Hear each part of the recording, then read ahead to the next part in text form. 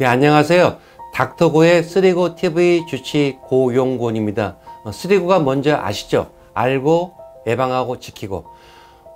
여기는 제가 하루에 외래를 환자를 보는 제 방이에요. 외래방이죠. 크지는 않죠.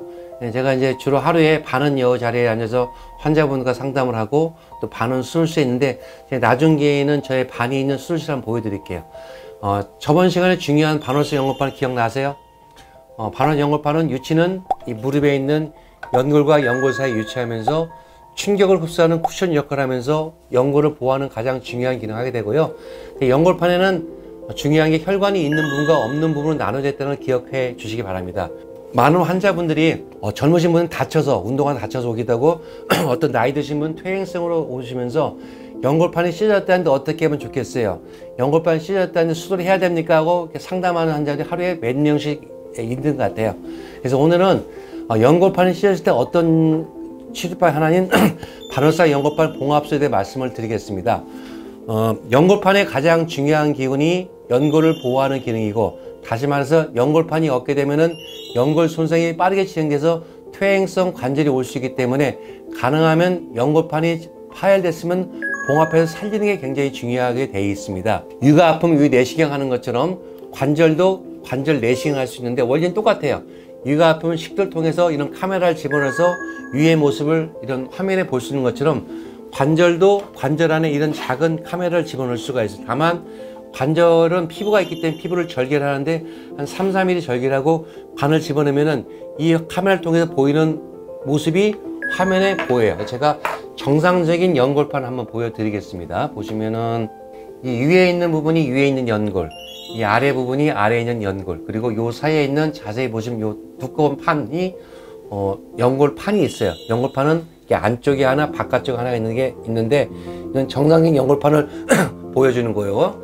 연골판이 파열되면은 저희가 종이가 찢어진 것처럼 찢어질 수가 있겠죠. 찢어지면은 문제는 뭐예요? 이게 계속 끼어서 아프기 때문에 저희 결정을 해야 돼요. 이걸 절제할 건지 살릴 건지. 그런데 가능하면 살리는 게 좋다고 되기 때문에 일단 의사들은 가능한 봉합을 시도하는데, 단 조건이 아까 제가 말씀드린 것처럼 혈관이 있는 부분과 없는 부분이 있는데, 혈관이 없는 부분은 꿈에도 붙지를 않기 때문에 가능하면 혈관이 있는 부분, 주로 모형을 보시면은 이 무릎의 이 바깥쪽 막에 연결된 부분이 혈관이 있고요. 이 안쪽은 없거든요. 보시면 이 안쪽 부분에 이 바깥에 찢어질 때는 저희가 봉합을 할 수 있는데 원리는 쉬워요. 우리가 실을 꾸며죠. 그런 것처럼 저희가 실로 꾸미는 것처럼 이런 실이 있어요.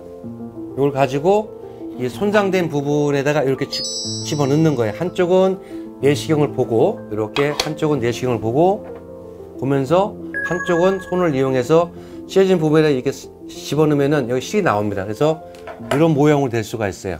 보이시죠?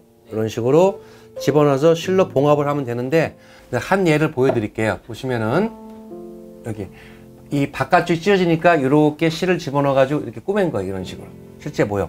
이렇게 하면 연골판을 원래대로 모습을 갖추기 때문에, 붓기만 하면은 정상적인 연골판 기능을 하기 때문에 연골을 보호할 수 있기 때문에 가능하면 연골판 봉합술을 시도해 볼 수가 있습니다. 이해하시겠어요? 반월상 연골판은 굉장히 중요한 구조예요. 특히 연골을 보호하는 중요하기 때문에 가능하면은 원상 상태로 복귀를 하는 게 굉장히 중요합니다.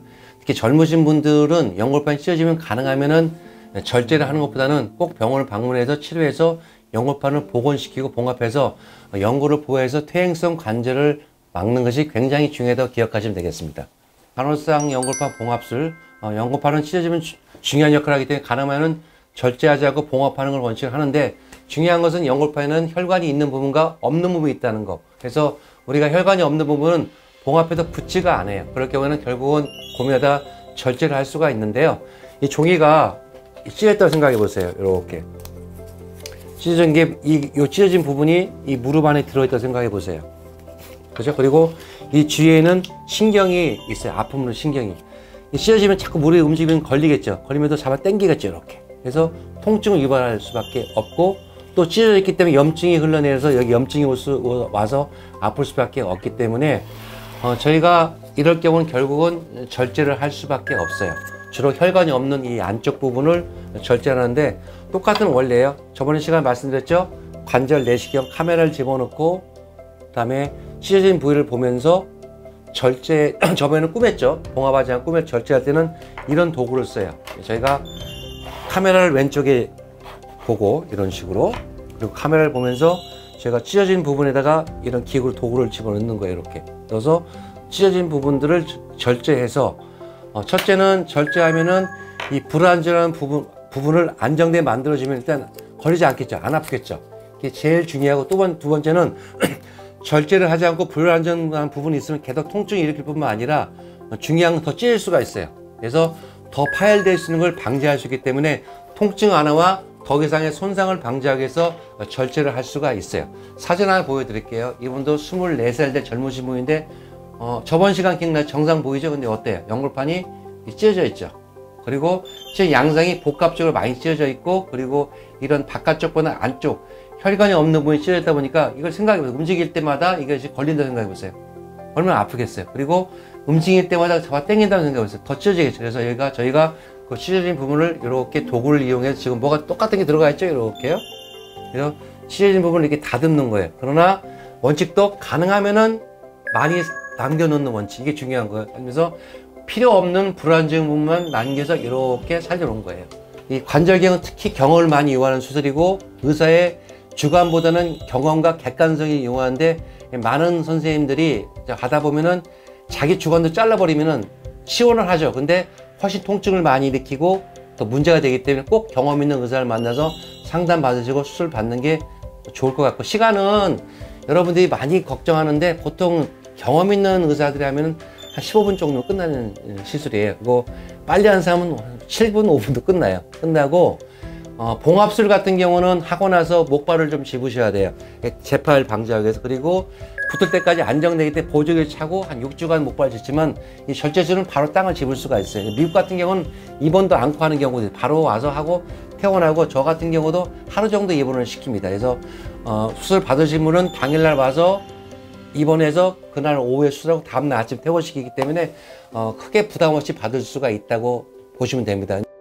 젊으신 분들이 통증을 많이 유발하면서, 그리고 이런 혈관이 없는 부분이 파열이 된 경우, 이렇게 보는 것처럼 혈관이 없는 부분에 젊으신 24살 환자분이 파열이 심해서 통증을 일으킨 경우는 절제해 주는 게 좋은데, 그래도 가능하면은 남아있는 연골판은 가능한 보존해 주는 게 좋습니다. 그리고 또 한 가지는 퇴행성 관절염으로 급성 파열이 통증을 일으키는 연세에 드신 분들, 이런 분도 절제술을 할 수가 있고, 다만 연골판이 찢어져 있다 하더라도 퇴행성 관절 나이가 드신 분은 통증이 유발하지 않은 경우는 굳이 수술할 필요는 없습니다.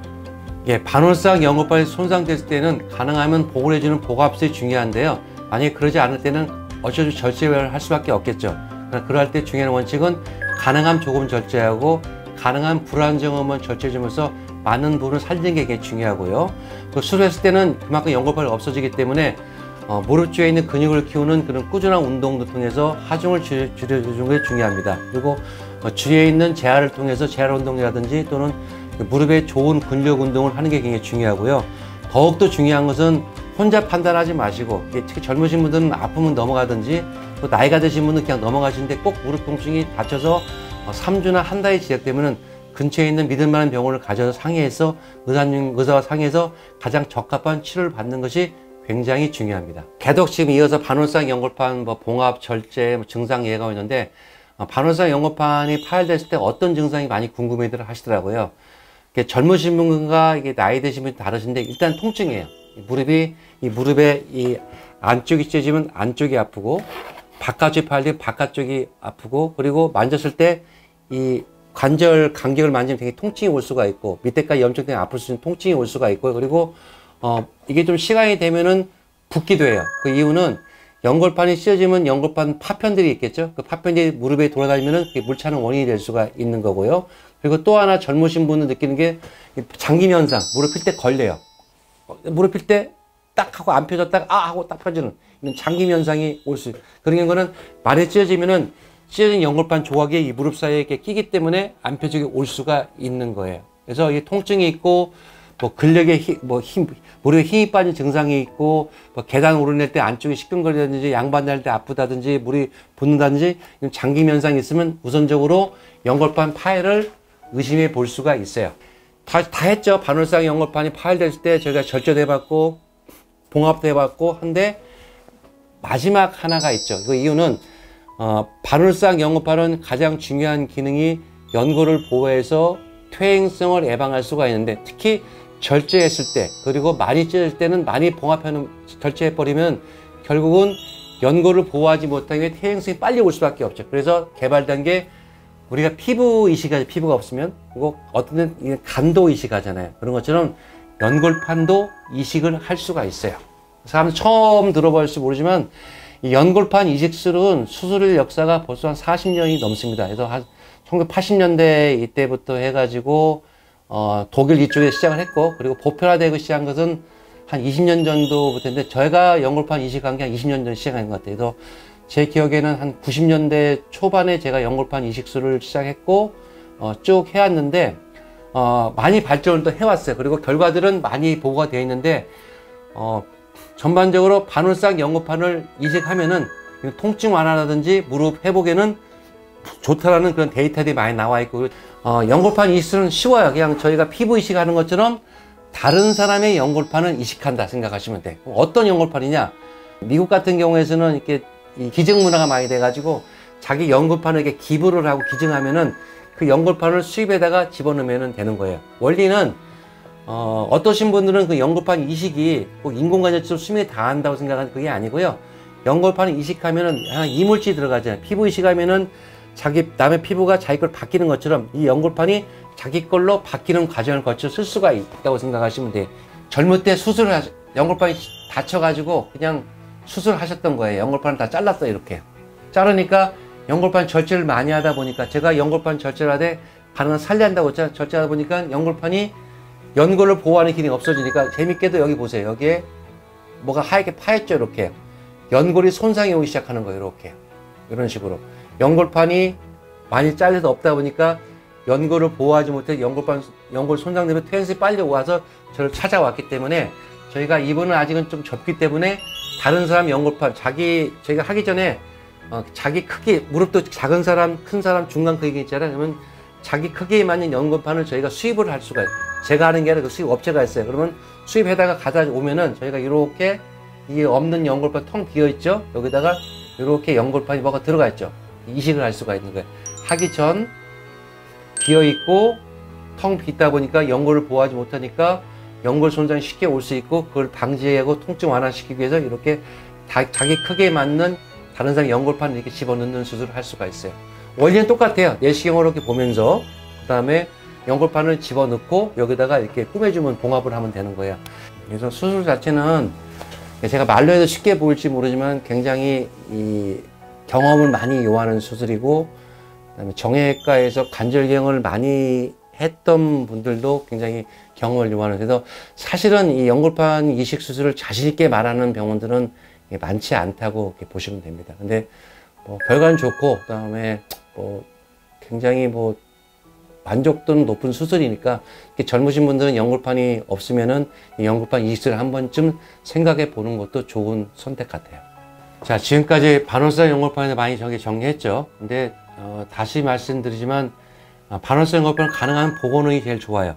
그리고 무조건 수술한 게 아니기 때문에, 특히 나이가 드신 분들을 연골판이 파열됐을 때는 통증이 심하지 않은 경우는 그냥 약물 치료라든지 이런 운동요법도 괜찮고 주사 치료 괜찮고요. 그리고 젊으신 경우에는 통증이 유발하면 시술을 하는데 가능하면은 봉합하고, 그러지 않을 경우는 절제를 하되 가능한 많이 살려놓는 거, 그리고 연골판이 많이 파열돼도 없을 경우에는 연골판 이식을 통해서 정상적인 무릎을 회복할 수가 있다고 기억하시면 되겠습니다.